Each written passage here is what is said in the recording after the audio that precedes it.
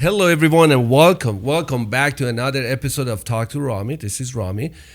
Today is very exciting. As you all know, I'm always learning, and today's guest in the studio is a very, very interesting and very smart lady. Fabienne Hansen is in the studio. She is a hardcore entrepreneur, coach, and a person that you really want to talk to because you can learn a lot from her. But as I always say, if you like this episode and you're learning, please share it. And if you have any comment, let us know. For me, any question, or for Fabienne. Fabienne, welcome to the show. Thank you so much, Rami. I'm very excited to be here. Me too. I am so happy. You know, we were trying to do this before my dad passed away, and I had to leave the country and go back home. And we couldn't do it, but we are here again, and that shows that how life works. Yeah. But I was reading your website, and you have a very interesting story. Thank you. Really. I appreciate it. And I told you off the camera that you are a hardcore entrepreneur and a tough cookie. No one's ever put it that way, but I agree. You are a tough cookie. Yeah. And you are like me, you're an immigrant, came to the United States, and we have a lot of similarities. We do. It's amazing. Such a small world. Oh, of course. But you came, let's talk about you a little bit, about the past, all Of course. that stuff. And you came to the United States. Actually, let me go back a little bit. Your dad, that was an interesting part, that your dad kicked you out, and your mom and your sister And my brother, yeah. and your brother, and what happened? Not what happened, but what went through your mind at that time? Because that's a very rare situation. Oh, absolutely. And so I think, I was 4 years old. So, of course, I was always like, I don't remember that time, right? Where, like, literally in the middle of the night, my dad, like, threw the suitcase on the ground and was like, you got to leave, right? And so he, like, kicked my mom, my brother, and me out of the house. And I remember, my mom being in the car, like crying. And then, like, back then, we had payphones, right? So, like, she was literally, it was in the middle of the night. She was, like, calling my grandma and was like, we got kicked out. Like, I don't know what to do next. And what's so interesting to me is I was 4 years old. And my mom would always say, like, your dad really loves you. He just, like, back then, it was just a struggle that he had to go through. And what I notice is the more I progress on my entrepreneurial journey, the more it's catching up, right? And I think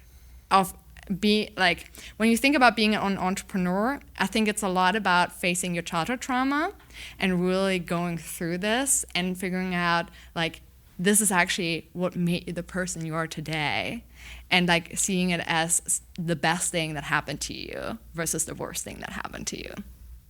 Oh my God, you just nailed it, because I think one of the reasons that entrepreneurs these days, they can be an entrepreneur because they're avoiding the reality of the past and the hope for the future. Absolutely. Like myself, I'm an immigrant like you. I came here, I couldn't even speak English, wash dishes, and came from the war. I was in the war for almost 3-4 years. Faced that, PTSD, name it, bam, you're in the new country. What are you going to do? I think we are very connected to our past, but we cannot carry those negatives or emotional with ourselves at all the time, because you can't drag the heavy bag all the time tied to your leg. You can't do that. You get tired. But at the same time, those stories makes us who we are today. Oh, absolutely. And the question is, who made it heavy, right? Who made it heavy? Because the thing too is, like, it's technically a neutral event that happened, right? And you gave it meaning to it because, like, you didn't know better back then as a kid, right? And so I think the biggest piece that I notice is the more you really face your trauma and the more you really learn from it, right? The more successful you're going to be when it comes to feeling fulfilled and feeling deeply connected with others, because you're just pure joy and love instead of like all the negative patterns that are surrounding you that you got through childhood trauma, right? So I feel like life is a lot about really unlearning who you think you are and learning who you truly are. Wow. I read something on your website that you said that the people who have lived the most meaningful and impactful lives in history have all been extraordinarily entrepreneurs.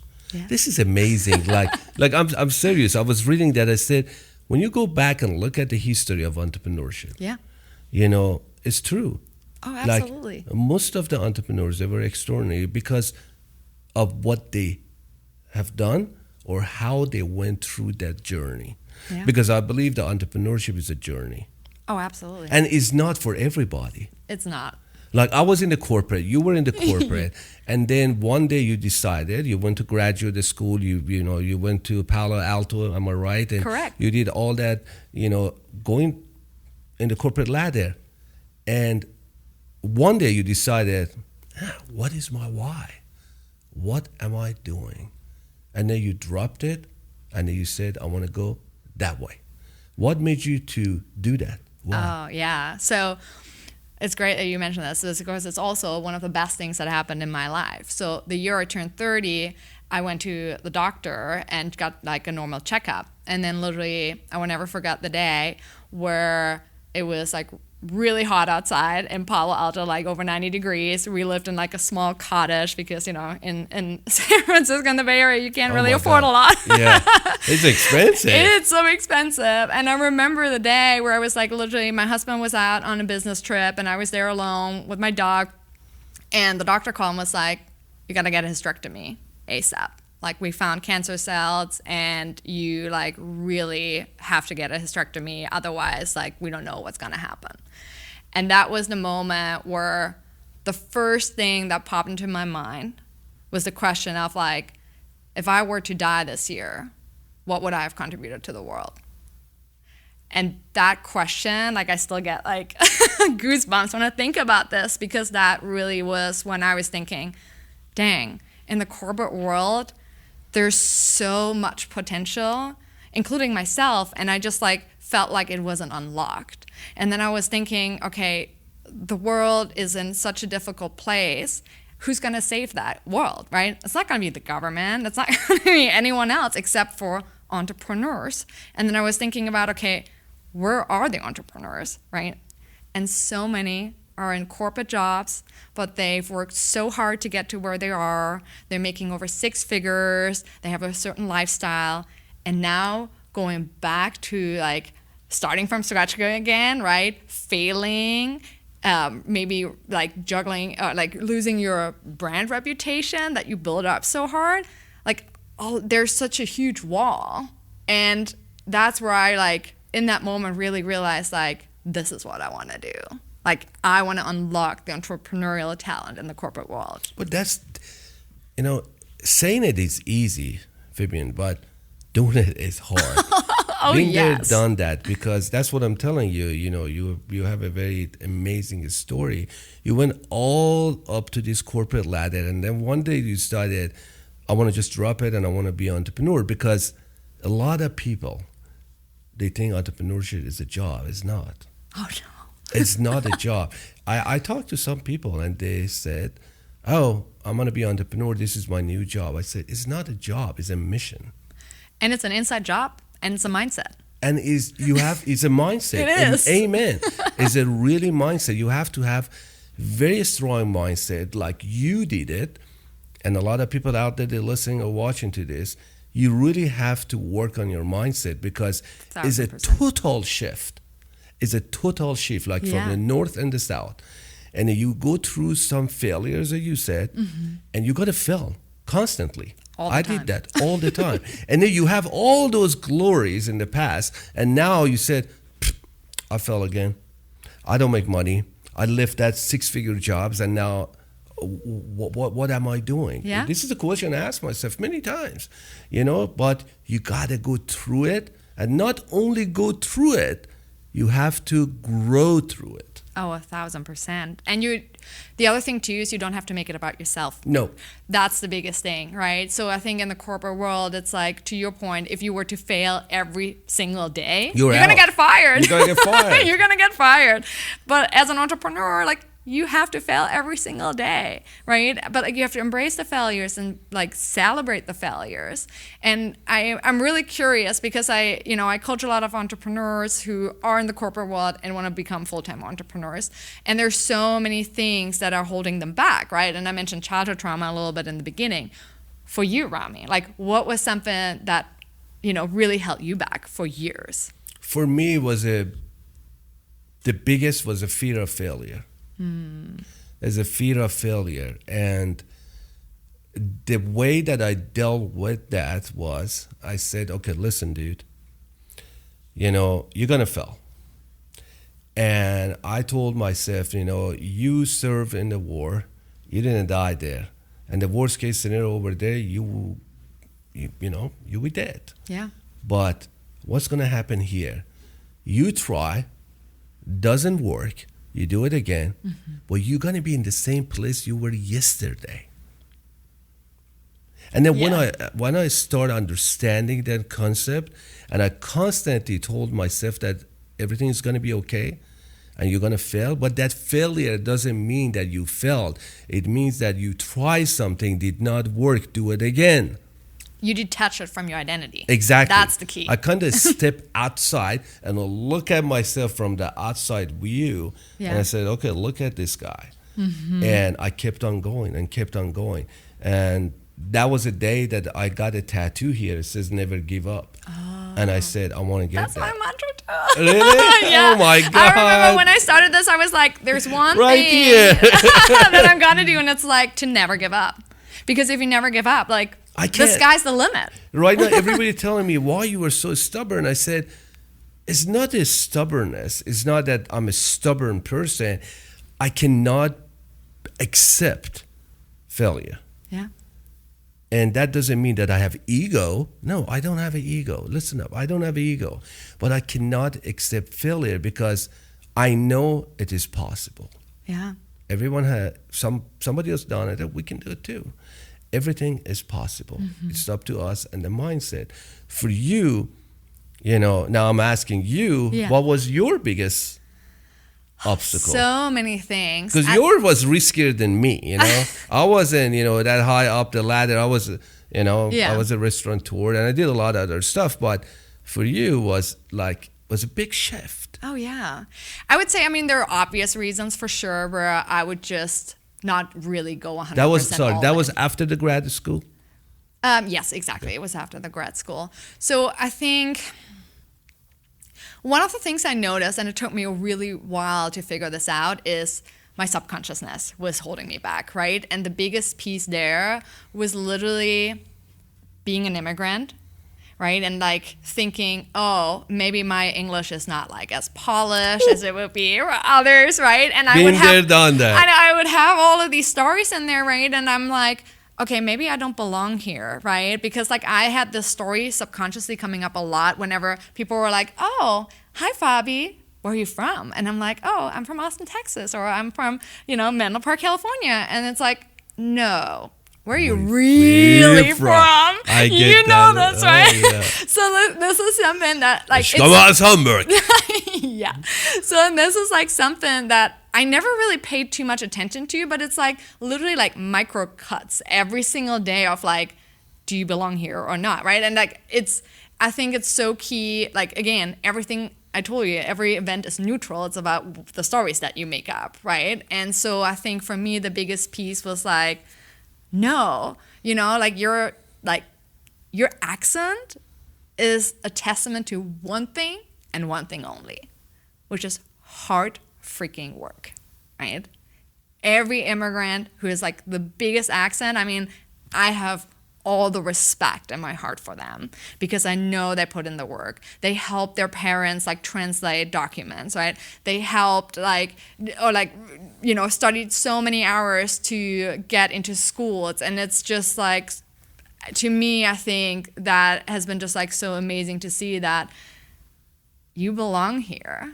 like there's a reason why you're here, and there's a reason why you're in this country or in a different country where you're not the the native speaker. Like, you have something to give, and that's the key. And don't make it about maybe you don't think you belong here, because you do belong here. And it's all about just what is the message that you were born to like lead this world with. You know, one of the things that I believe is we always underestimate our power. 1,000%. 1,000%. We always think that we know body. We always think that who's gonna care, who's gonna listen to me, who am I, and all other stuff. But the reality is, you are somebody. Yeah. You can help so many people. And as I always say, everyone has a story. What is your story? Where you came from, you bring something valuable to the world, because we all can help one another. And as I said before, and you actually emphasize on that giving is better than receiving. Oh, 1,000%, yeah. By giving, you created a better life for yourself and the people around you, the people that you are interact with. And some people don't understand that the moment you raise your standards, everything is going to happen. Yeah. If you think you deserve what you're trying to do, you deserve that, and you get there. But if you think that you're not going to get it or you don't deserve it, you're not going to get it. Yeah, and I think that's also the biggest mindset shift, right? Because like the entrepreneurs I coach, like so hard for them to go on social media and show their face and talk about something and end up getting 10 views. So hard, right? And like, oh gosh, if my boss sees this, oh yeah, the worst perception of others, right? But I think the biggest piece that I learned over time, and coming back to your kind of comment on giving, if you don't make it about yourself, but rather about, will this contribute or provide value to one person, that's the game changer. Absolutely. I always say, if one person watches this episode right now, you and I, we're talking about life, as an immigrant and other stuff. If we together change one person's perspective or life, or kind of move them toward the future, we already done our job. Exactly. 1%. Yeah, and we need to get rid of these vanity metrics of like, oh, I have to have that many followers in order to have a business and all of this. No, like provide as much value for free as you can and make the biggest impact, and money will follow. Absolutely. I got a 3 rules in life. I love it. Never chase love. If somebody loves you, they're going to be there for you. You don't need to chase them. Never chase money. Because if you work hard working pays off, you will make money. Oh, yeah. And never chase a friend. If somebody wants to be your friend, they're going to be there for you. It doesn't matter. The 1 a.m., 2 a.m., 3 a.m., 4 in the afternoon, 6 p.m., 9 at night. It doesn't matter. You can't chase things. As soon as you chase the stuff, they're going to slip.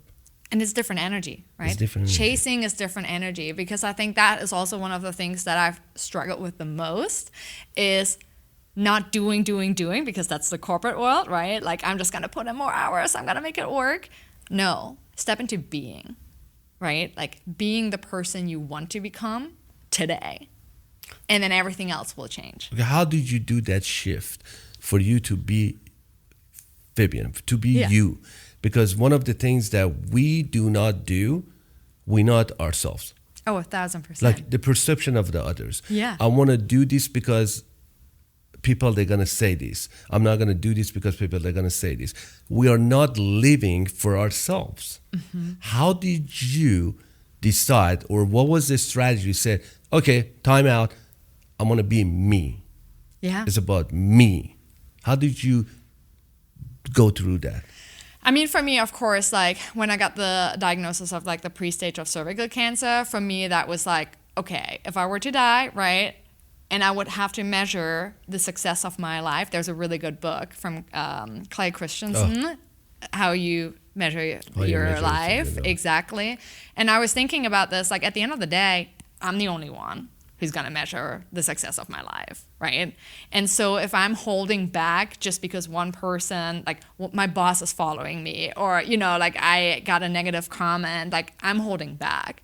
And I think for me, to answer your question of like, how did I really tune in into becoming me, is when I started investing in myself, when I started investing in people and in one-on-one connection. Like that's really when you're starting to realize who are you and what is your voice? And you can't learn that if you just read books. I mean, I tried, I tell you that. I read a lot of books. Like I made it like a competition with myself. I'm like, oh my gosh, I'm going to read as many books as I can, right? That's not how it works. Like you got to do the work. I started last year to I literally invested over $50,000 in coaching in the last year because it just pays off. Really figuring out what is holding you back, and like who are you really? Because sometimes we don't see it. So we also need the feedback from the people around us who see our gifts, who see our light. And I think that's why it's so key as an entrepreneur to really surround yourself with community, to surround yourself with like-minded people. And sometimes that also means to say goodbye to the people who no longer serve you in your life. And that's freaking hard. I'm a people pleaser. So I'm a recovering people pleaser. But it's hard. It is really, really hard. It's very hard to say no. I learned that in the hard way. Yeah. What about you? Like, how did you find like your true authentic self? I'm really curious. I find out who I am when I let the cover go, when I uncover myself. And I said, if they want to love me, they will love me for who I am. And I tell you a story. I got the first big speaking gig at the University of Texas, and then there were like 300 project managers and for the Project Management Institute, and I was a speaker. And I had a friend, dear friend, and he said, hey, this is a big gig for you because I do speaking, getting all that stuff. And he said, go get an accent coach. I said, why? He said, you have a very thick, accent. It's kind of German, Middle Eastern. And I said, and, he got to me and he said, this is the lady in LA, just give him a call. And I called the lady, and she was very nice. The first thing she said, or she asked me, was, why you want to do this? And I said, because I want the audience to understand me and have a better experience. And she said, I totally understand you right now. We're talking. And I said, what do you think? She said, first of all, I'm not going to coach you. And I said, oh, okay.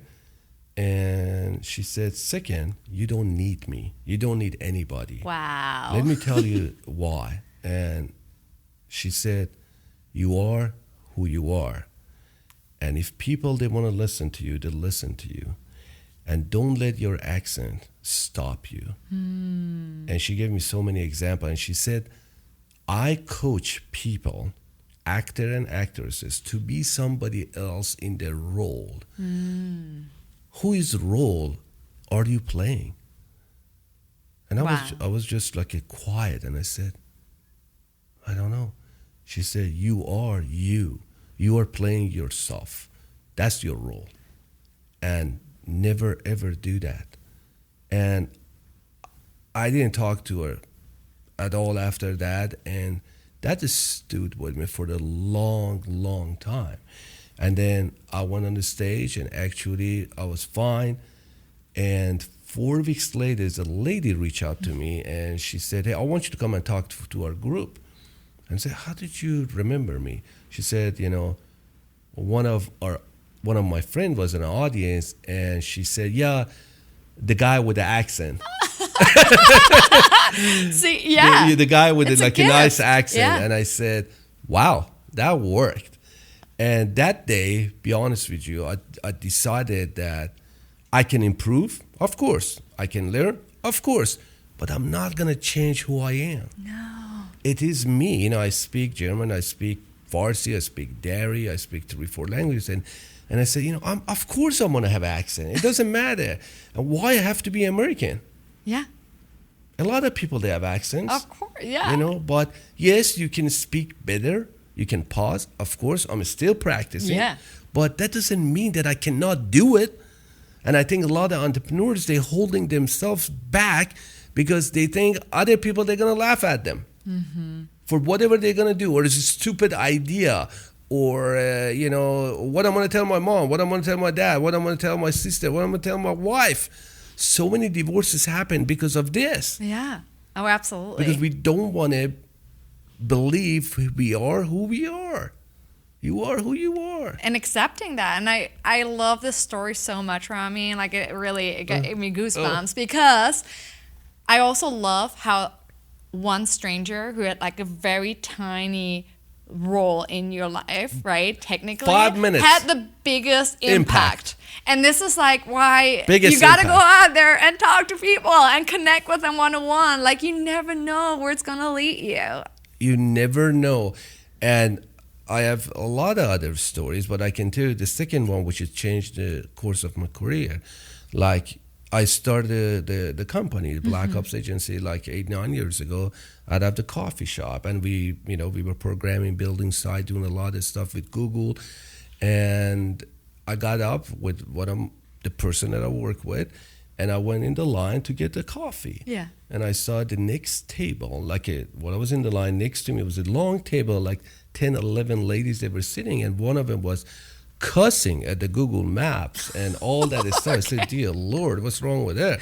And then I could hear her, and she was saying, we're going to open our studio. It's been like 2 weeks. It's been 2 months, and Google never get back to us. And what we're going to do, nobody can find our location. And at that time, we were working with Google as a Google agency. We were still on, and we were responsible for the Google Maps and put business on the map. Yeah. And we had a little bit power to do that. And I went to her, and I said, ma'am, how are you? And she said, I'm doing okay. I said, you're very mad. How can I help you? She said, what possibly can you help me? You heard me. I said, yeah. And what is the problem? She said, yeah, we're going to be open our studio. It was a fitness studio. We want to open our studio. Nobody can find it. I said, I think I can help you. And I didn't tell what I do or anything. I said, can I borrow your laptop? And she said, sure. I got her laptop. 5 minutes, I pulled my badge, scanned my code. I told Google that I'm here, and they knew it. And in the minute I verified the location, and they were on the map. It was showing on the map. And Wow. she said, how did you do that? Who are you? I said, I just did my job, ma'am. And I think God put me here today to help you out. And that's it. He said, how much do I owe you? I said, nothing. Can I buy you coffee? I said, I'm fine. I get my coffee. And I went back in the line, and she came, talked to me again. She said, at least can I have your card? I said, sure. I give my card to her. 4 weeks ago, 4 weeks after that, Yeah. and there's a gentleman called me named Troy, and he was a general manager for all the location, and he called me and said, I heard what you did for our manager. I really want to say thank you and invite you for a lunch. And I said, sure. Make the story short. That was Orange Theory Fitness, the biggest fitness brand. Wow. And then we worked with them for 8-9 years. And that little act of kindness was $1,000 of the client and account. I believe that. These things, as you said, happens as long as we just do it, not for ourselves, for others. We give with no expectations. Yeah. And a lot of people, they think that if I do something, I need to get something back. Oh, yeah. That's not true. If you're out there, you're listening, you're watching this, help anybody you can with what you have. That doesn't mean just money. You don't have money. Make that phone call. Tell your sister, pick up a call and say, I love you. Call your mom, call your friend, whatever it is. Try to do something and lift somebody up, and that will get back to you. Yeah, absolutely. That's what I think we should do. Oh, yeah. And I love the story so much for so many reasons, right? Because I think the biggest thing is like, oh, you overhear a conversation like this, and then you're like, I don't know if I really want to talk to them, right? Like, what would they think of me? I'm like a stranger, like approaching them, like this is weird, right? So you make it about yourself versus, to your point, you change the mindset. You come from a place of giving and think about, okay, how can I help the person in front of me, behind me, right? And like always just like seeing opportunity for giving and for connecting. And I think the big piece too is like, to your point, just give without asking for, or like even expecting anything in return. And then that will just level up your own energy and frequency, and you will attract magic in your life. You are absolutely right. And I never figured it out why more people don't do that. Do you know that? It's a great question. I think... Really? Because you coach a lot of people, and I'm sure, you have seen so much more than me, because you coach entrepreneurs and they want to leave, not only necessarily leave the corporate, you actually a hustle coach, and you said, hey, you can have a side hustle, and I want to coach you through that. By the way, if you want to have a side hustle and you work in the corporate, talk to Fabienne. She's good. And then you can help them to go through that. And what are the stuff you see when you talk to these people? Is it like a fear of giving? Is it not believing? Or because you have seen so many different things. Oh yeah, I mean, I've seen it all. I can tell you right now, it's not about what you do. Like, you can figure this all out on YouTube, Really? right? Like, yeah, I mean, like the steps on, like, I think it's more about really getting the mindset right. Like, that is so key, right? Because the entrepreneurs I coach, it's like, okay, I'm not smart enough. I'm not capable enough. Some others are like way better than me. Who's going to buy from me? Like, I have nothing valuable to offer. All of these thoughts, right? Or should I just be grateful for what I have? Like, why should I risk what I've worked so hard for, right? So all of these thoughts, like, and this is so key, these thoughts come from your brain, because your brain is made for survival. It's not made for success. So all of these, like, voices in your head, they're holding you back because you're at a point where you're about to grow and break through. But then your brain is like going into survival mode. It's like, oh my goodness, don't do it, right? Like, and so it's like getting all of these like voices in your head of like, you're not good enough, you're not smart enough, you're not capable enough, other people are better than you, just be grateful for what you have. And then what happens is, if you have these voices run your life, that's when you don't focus outward and you focus inward, and you just isolate yourself, right? And you're trying to figure it all out by yourself. But that's just not how you can do it. And so, to your point of like, how do you change it? I think the biggest piece to change your energy is really focusing outward. Focus outward as much as you can. Just have one really deep connection a day. Like, I try to call one person a day now that I haven't connected. I have that too. Yeah. Oh my God. Yeah, so I do that. But then also I send, it's called like love bombs in the morning. So like literally the first thing I do in the morning for the first 10 minutes is I go through my contacts on WhatsApp, on text message, and I just acknowledge the people in my life, right? And I just send, like, I start the day with just focusing outward. Do we know each other? I swear to God, this is what I do. Really? It's weird. Like, I am so sorry for interrupting you, but this is kind of getting weird, because my mission is help one person a day. Yes. And I do the same thing. And I get up in the morning, and everybody knows that. And I have to do this before the midnight. And I say, okay, who can I help today? Yeah. And, I go in this, sometimes even a call, I say, hey, do you need anything? They say, what's wrong with you? I said, no, do you know anybody needs anything? I'm so obsessed with that. Oh, yeah. And it's the best thing to be obsessed about. Oh, my God. Yeah, and because, I mean, that's what I mentioned it a little bit earlier. I think when I started out, I mean, I did all the mistakes you can make, right? And I just focused on, I just work harder, right? Because when I grew up too, like my mom was working, right? I was home alone a lot with my brother. And so I had to do my homework on myself, right? If I had like bad grades, like I just had to work harder and it would take care of it, right? Itself. So now as an entrepreneur, it's not gonna really bring you forward. If you just like lock yourself in your DIY office and work like 10 hours, 12 hours a day, you're not gonna go far. right? Because this is also really interesting. I know a lot of people out there, and maybe you're one of them, you want to start a business to become your own boss. However, in order to really scale your company, you need to let go of control. You need to hire smarter people than who you are, right? And like have them take your business up. So I just think there's just like, I just love entrepreneurship. There's so many things that it's like literally the best thing you can do, because I really think, to your point, like I just tried the do route, and it like got me nowhere. And once I stepped into like, okay, who is it, the person that I want to be, and really focus outward and focus on giving back, that's when the magic happened. And that's when you are in the flow and things will just come naturally. And this sounds really contradictory, but I worked less this past year than I've ever worked in my life, and I made more money than I've ever made. It's possible. It is. Because you're trying to fire yourself. Yeah, exactly. You know, because this is a reality. If you want to be an entrepreneur, you cannot say, I can do it all. You're wrong. So wrong. You're so wrong, because most of the entrepreneurs out there, they're going to say, I'm going to do it all. I can do accounting, I can do design, I can do this. No.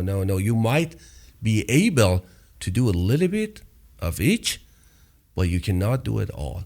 As you said, things happens when you surround yourself with the smarter than yourself. Yeah. I always hire people that's smarter than me. Oh, and absolutely. I always hang around with the smarter people. Yeah. Because if I hang around with 7 losers, I would be the 8th one. Yeah. If I hang around with the 7 smart people that I can learn from, I would be the 8th one.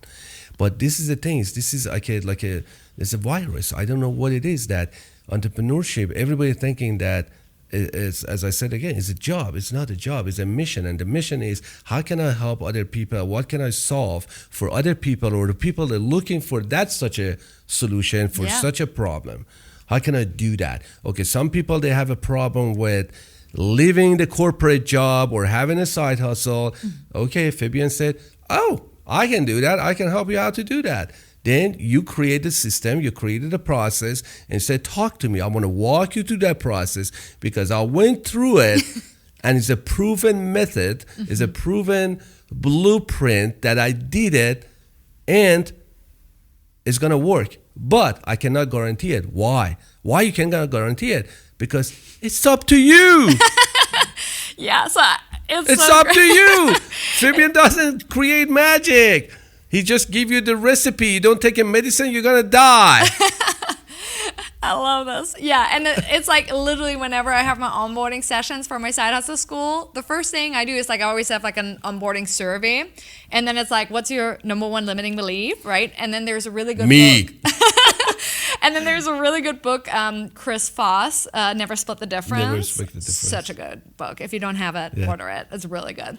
And there, Chris Voss describes this concept where there's like the reason that sounds good on paper and the real reason, right? So if you just ask someone like, oh, what is your limiting belief? They're like, I think I can't do this. But then if you ask, in addition to that, what else is a limiting belief? In addition to that, what else is a limiting belief? That's when you dig deeper and deeper into the real reason. And that's where then coming back to like kind of full circle, where you see it's childhood trauma, right? That you haven't processed. That is the number one thing. So I think that we were talking about this, entrepreneurship like is not for everyone. I think it's for everyone who's willing to look at their dark side. And deal with it and believe it and accept it. And I would even not say, like, I think the dark side is part of us for sure. But I'm also, like, the way I think about this, it's like, it's a survival mechanism, right? And so it's like, you need to figure out how you don't make it your enemy, but rather your friend, and be playful with it. That's the big piece. So, like, whenever I have self-doubt, it's like, oh gosh, Bobby, like, like, what if you make grammar mistakes? And I'm like, so what? I make grammar mistakes all the time, and that's me, and that's my true authentic self. And thank God there's ChatGPT these days, because I used to hire copywriters. Sometimes even I ask my daughter, can you proofread this? Can I take a look at it? Yeah. This sounds good. And she said, okay, you're an immigrant. Yeah. It's And so, I'm proud to be an immigrant. And you were proud. I'm really proud of that. And, when we talk to people, as you said, where are you really from? I said, oh, okay. Now we get in. I said, this is the thing. As soon as the people don't understand our background and the culture and everything else, they get interested. Oh, yeah. Because people, they want to know. That's what we always think that, oh, nobody's going to care about me or my past or where I came from. No. Some people would love to know about you, but you got to connect with them. Absolutely. Everything happens when you connect with people. How you and I would connect. We have a mutual friend, Jamie. I'm so sorry you're friend with her. But Jamie, I love you, man. But and then we got together. Yeah. And now we are here. Exactly. And then you never what's gonna happen. Because every person comes to your life, there is a reason. Oh, absolutely. It's like when the student's ready, the teacher appears, right? Yeah. How many people you met like in the coffee shop or a business meeting or a networking that you are friend with a lot. Oh, yeah. And absolutely. then based on nature of your job right now, you deal with a lot of entrepreneurs. You deal with a lot of people that they all have problem and you have to solve it. Yeah. And I love solving problems. Have you ever turned down anybody that came to you and said, I want to be entrepreneur? Oh, yeah. Absolutely. Really? Oh, yeah. Tell me the story. That's so interesting. Oh, I turn away people a lot. So also, this is great, right? Entrepreneurship is a lot about really, really choosing your ideal customer. You choose who you want to work with. That is the great part about entrepreneurship.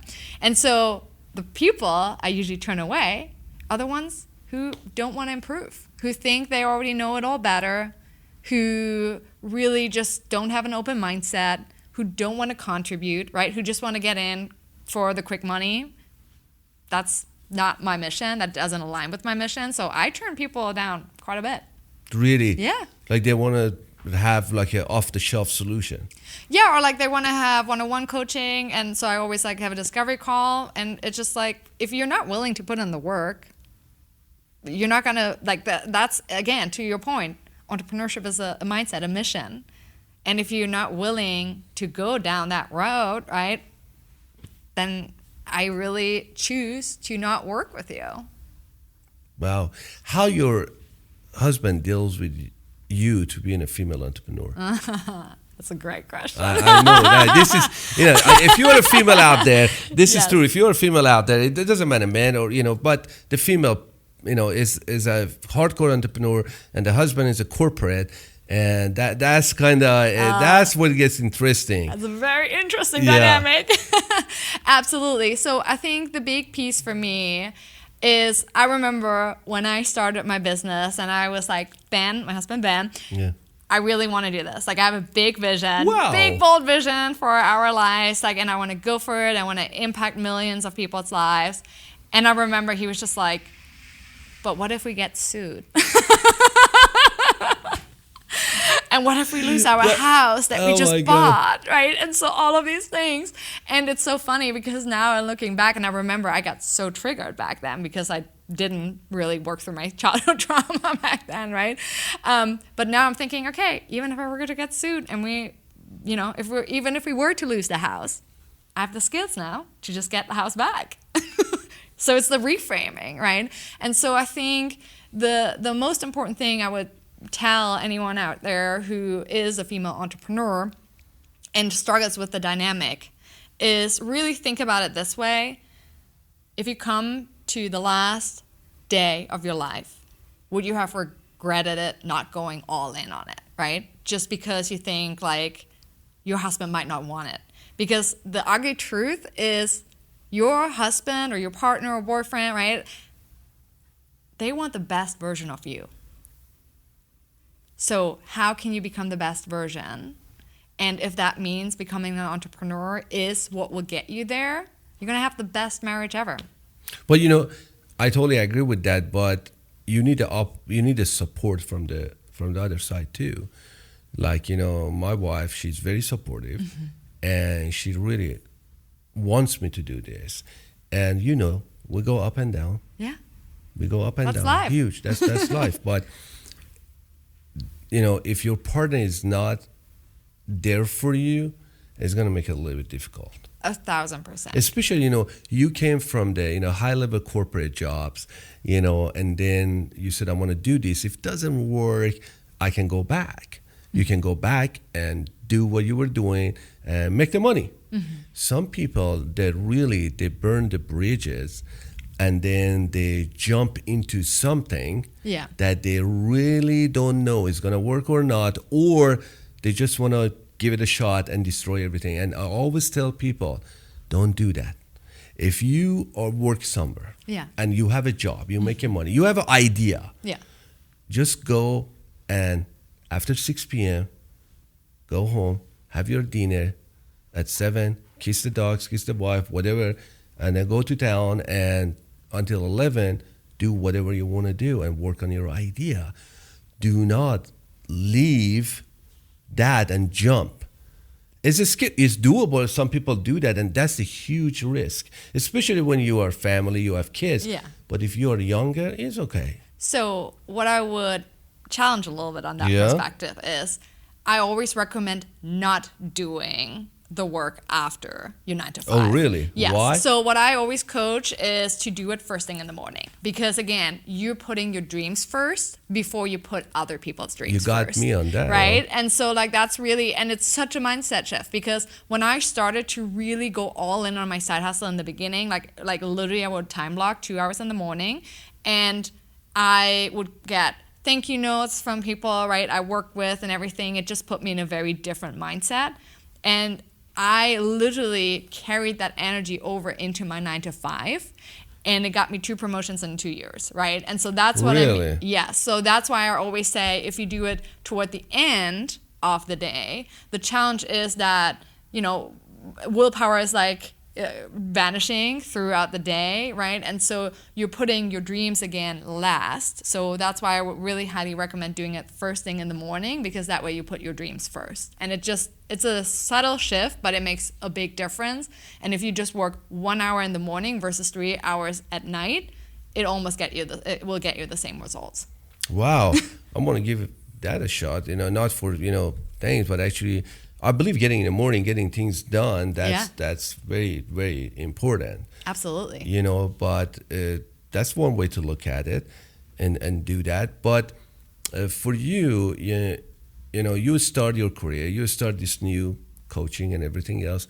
And tell me a little bit how that works. If somebody is listening, watching right now, and they're an entrepreneur, what they have to do, how they reach you, or what is your process? I want to know your process. Yeah, absolutely. So I have 2 different kind of products, because it's very important as an entrepreneur to not suffer from shiny object syndromes and do too many things. Oh, we all have it. Oh my God. You nailed it. I have that thing shine. Yeah. Yeah. So I'm just literally doing 2 things right now, really, where I'm focusing all my energy on. One is Side Hustle School. So it's literally like a weekly group coaching where I show you a success path on how to get from being a 9 to 5 corporate entrepreneur to becoming your own boss, and really the process, because I think it has a lot to do with doing the right things in the right order, right? So don't just start your LLC and then figure out product market fit, because good luck changing that name, right? Or developing a product and then figuring out, no one's going to buy it at all, right? And then you dig deeper and it's I've never talked to a customer before. So no, don't do that. So there are certain steps you really need to follow in order so that you really get the fastest way from your 9 to 5 to your entrepreneurial journey. So that's one big piece, really. And the other piece I do now is one-on-one coaching. And so I do one-on-one coaching for smaller sized businesses now. I used to do it with some folks in the corporate world, but I really want to make sure that I help the smaller businesses scale faster. So that's kind of a new thing that I do as well. Well, you basically give them the framework, like if somebody wants to go and be entrepreneur, it's just 2 different things. I'm going to be entrepreneur, and I say, okay, I have ideas and everything else. You help them with the ideas and with the process of the execution and all that stuff. Yes. Or you just work them as, the entrepreneurship, like who is an entrepreneur, who you want to be. Oh, I see what you mean. You Yes. know? So I basically help you find your idea and then scale to 6 figures. Oh, So yeah, that's that's basically whole it. 9 yards. And that's the hardest part. That's the hardest one. Exactly. God bless you. You got patient. Exactly. And I think the idea too, so one of the biggest things that I noticed, I was part of like so many entrepreneurial communities, right? And one of the things I really missed is like a curriculum around someone who's still working, right? Someone who still has bills to pay. And the other thing too is like really someone who's like challenging your business idea, right? I wish someone challenged my business idea, because when you start out, like your first business idea is going to fail, period. This is no secret.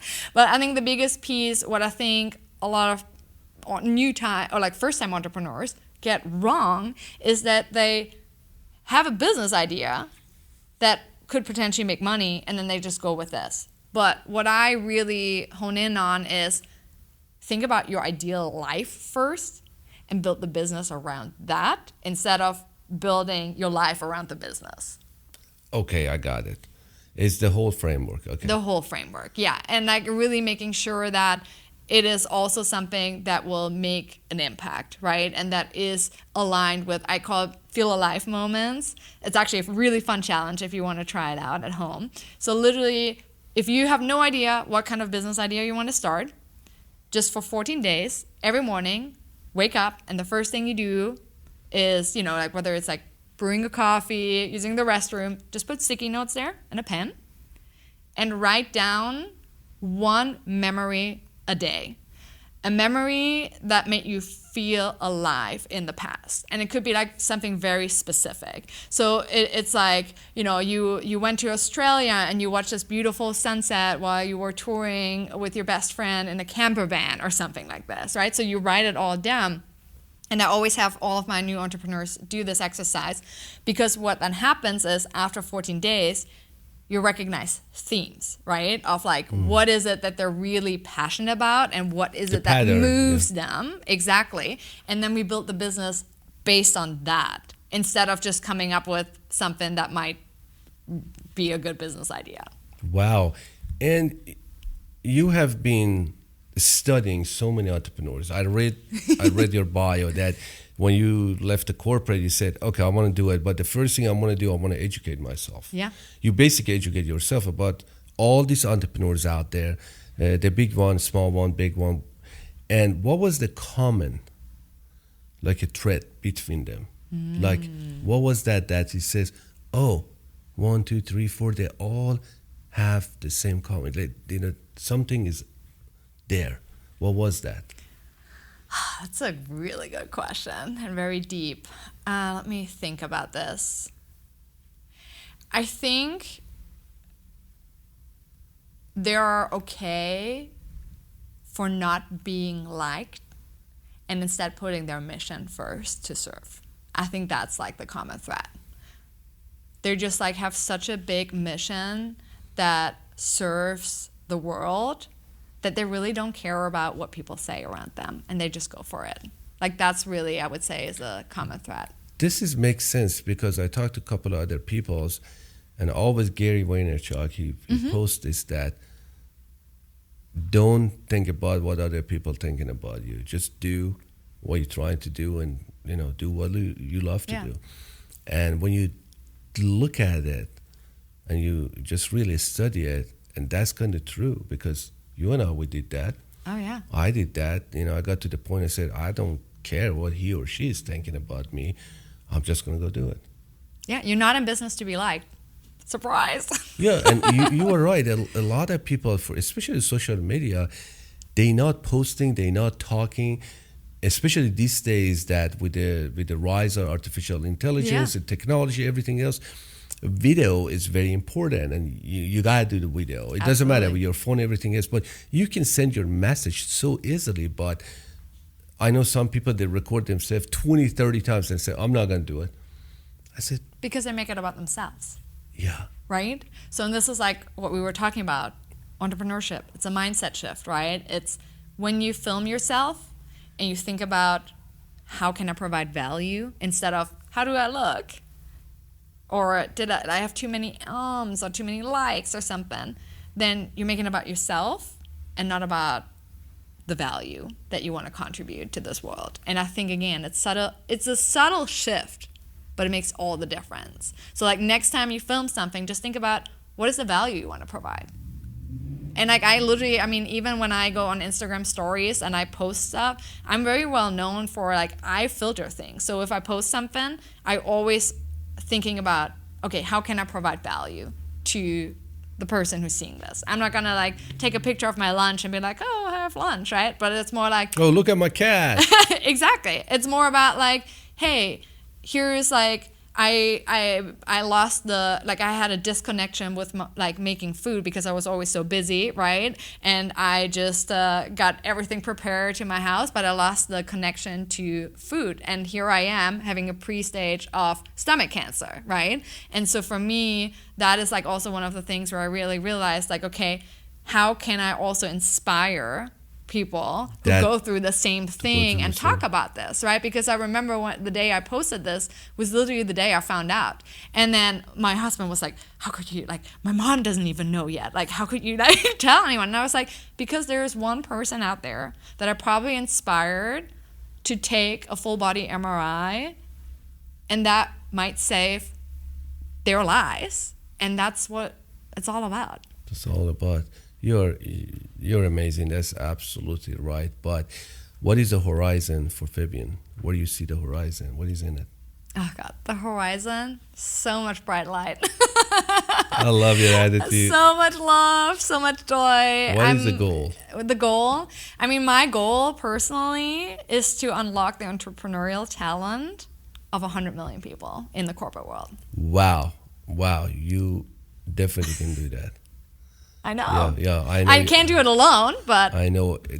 This is the things that I'm so happy you just said that we cannot do things alone. No. Everything happens when we come together as a tribe. Yes. And we are a tribe. If we think we are a tribe, we can do that. So many things together. Yeah. Like I always tell everybody, I am nobody by myself. Mm-hmm. I might have some talent, but I'm more valuable when I'm with other people that they compliment me. Exactly. They make me a better person. Like they make me feel that I'm worth it. Yeah. You know, and then that, when you think, everything is going to happen. Absolutely. You know, I am sure that you're going to be very successful, and don't forget about us. Of course not. No. But, you know, I really want to talk to you more, but I know you're busy too. But if people, they have question for you, they want to get a hold of you and ask you a question, where they should go? They can find me on Instagram, on YouTube. I have tons of passive income tutorials on YouTube. Really? Yeah. So like definitely check that out. And then also just, you know, feel free to like just send me a message via Instagram or via my email. Like I'm at this point still where I'm like, I'm going to answer every single email and every single DM because I care about you, right? I might do it via voice message because I'm starting to get really lazy in like typing things. But yeah, definitely. I'm like you. I like voice message rather than typing because you typing, right? Then you hold it and say, hey, you know. The only request I have is tell me what's been the biggest struggle for you to become an entrepreneur. Wow. So that I can direct you. Did you hear, folks? What is the biggest struggle for you to become an entrepreneur? What is it? Let her know. That's amazing. But thank you so much, Fabienne, for here. I really appreciate for your time. And I think we're going to be best friends forever. I know so. Yeah. And thank you, Rami. Like, I really want to acknowledge you. I love your slogan, everyone has a story. Because I really think when you know the story of a person, that's where everything else will fade away, right? Like you won't judge people anymore, right? Like all of the things that have been holding you back, they will let go once you know the person's story. And this is not only business. It's everything. It's life. It's when you even, you know, you have a partner, you know, you have a husband, you have a wife, you got to know their stories. Yeah. You know, it's a face value. But thank you for your support. I really appreciate it. As I told you, this show does not exist without people like you, the audiences, the listening, the watching, because as I said, I'm nobody with myself. I'm just here to learn and give something that other people, they can actually use and learn and grow. I love this. And I mean, one last question. What is something I can support you with? Oh, I have some plans. As you know, we're going to talk about it off the camera. But Okay. as I get to know you more, it's just my brain is just is going. I say, oh, how about this? How about that? But it's just supporting one another. Like send this mission out that we are here. We already went through it. Like I know so many people right now. You can help. I can put them in touch with you. Say, hey, go talk to her. What do you have to lose? You know, you want to take the risk, but take at least a little bit calculated risk. That's what I can, help you with. At the same time, just support each other and say, we are a team. We are a team. We're all one. We are one. I think the entrepreneurship is just a community. It is a community that all these people, they do different things, but the mission is one thing. How can I make other people's life better? Yeah. That's what it's all about. That's all about. Help one person a day. That's mine. Yeah. And if we can do that, we do our job. But thank you. This. Thank you so much. Thank you.